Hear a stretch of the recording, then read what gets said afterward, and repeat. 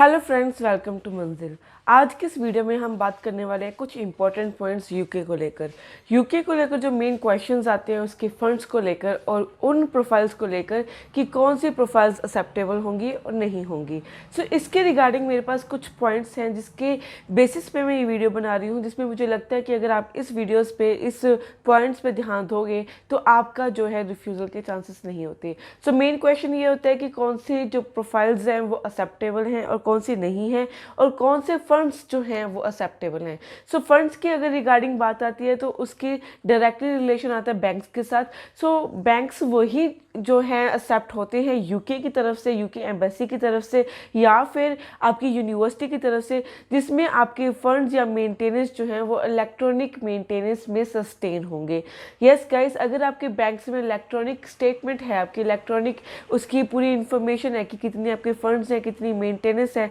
वो जो आपकी ई मेंटेनेंस होगी वही आपकी यूनिवर्सिटी या एम्बेसी की तरफ से एक्सेप्ट किए जाएंगे, और वही बैंक जो है एसोसिएट किए जाएंगे जिसकी स्टेटमेंट जो है वो ई स्टेटमेंट होगी। और उसके अलावा जो हैंड रिटन स्टेटमेंट होगी वो किसी बैंक की एक्सेप्टेबल नहीं होगी, चाहे वो नेम ही क्यों ना हो, एक अच्छा ब्रांड क्यों ना हो इंडिया का, वो फिर भी नहीं एक्सेप्टेबल होगी। जिस बैंक में आपके डॉक्यूमेंट्स पड़े हैं, आपके फंड्स पड़े हैं, मेंटेनेंस पड़े हैं, वो आपके इलेक्ट्रॉनिक फॉर्म में ही होने चाहिए, फिर ही आपके जो हैं वो एक्सेप्टेबल होंगे।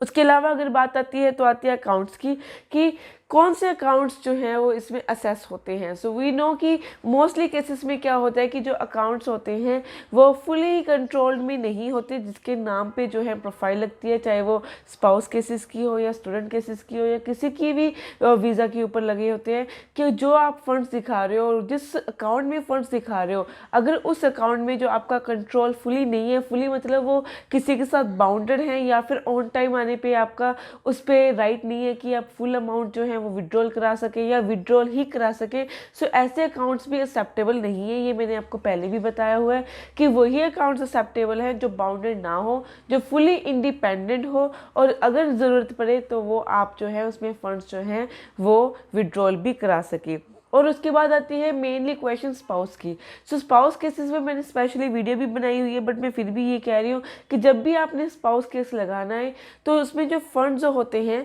उसमें जो मेन फंड, जो मेन जिसके ऊपर नेम होता है वो स्टूडेंट का होता है। मोस्टली क्या होता है कि जो मेन नेम होता है वो स्पाउस का होता है, और सेकेंड नेम जो होता है वो स्टूडेंट का होता है जिससे जाना होता है, और उस केस में रिफ्यूज़ल आती है। सो मेक श्योर कि आपका जो फर्स्ट नेम है वो स्टूडेंट का होना चाहिए और जो सेकेंड नेम है वो स्पाउस का होना चाहिए। एंड सेकंड जो इसका मेन पॉइंट ये होता है वो ये होता है कि जो आपके अकाउंट्स होते हैं स्पाउस के वो सेपरेटली होने चाहिए। अगर आपको एक अच्छा वीज़ा सक्सेस रेट चाहिए कि स्टूडेंट का अलग, उसमें एक अपनी अमाउंट जो होती है अलग एक अकाउंट में सस्टेन होनी चाहिए, और जो स्पाउस होती है वो एक अलग सेपरेट अकाउंट में होनी चाहिए। ये जो सिस्टम अगर आप करोगे तो आपके स्पाउस केसेस में भी जो है वो प्रॉब्लम नहीं आएगी। उसके बाद जो आती है हमारे पास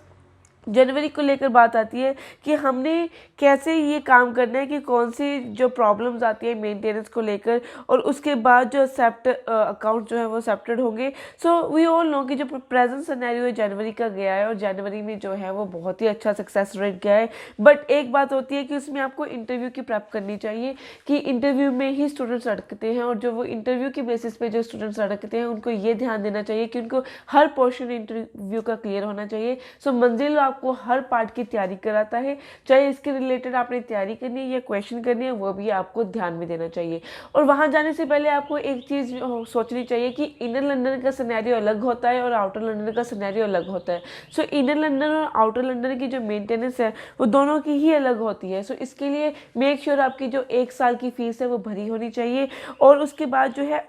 आपको उनकी फ़ंड्स को अंडरस्टैंड करने की ज़रूरत है कि अगर आप जो है पूरी फ़ीस नहीं भर पाते, ट्यूशन फ़ीस तो पूरी जाएगी 1 साल की, बट अगर आप पूरे साल की फ़ीस नहीं भर पाते, 60 या 70% भर पाते हो, मेक श्योर जो आप फंड शो करोगे उसमें आपकी जो पेंडिंग फ़ीस है वो शो होनी चाहिए, वो उनको उनकी एम्बेसी को सेटिस्फाई होनी चाहिए। So this is all about funds and maintenance, and इसकी डिटेल इन्फॉर्मेशन के लिए आप हमें डायरेक्ट कॉन्टैक्ट भी कर सकते हैं। Thank you.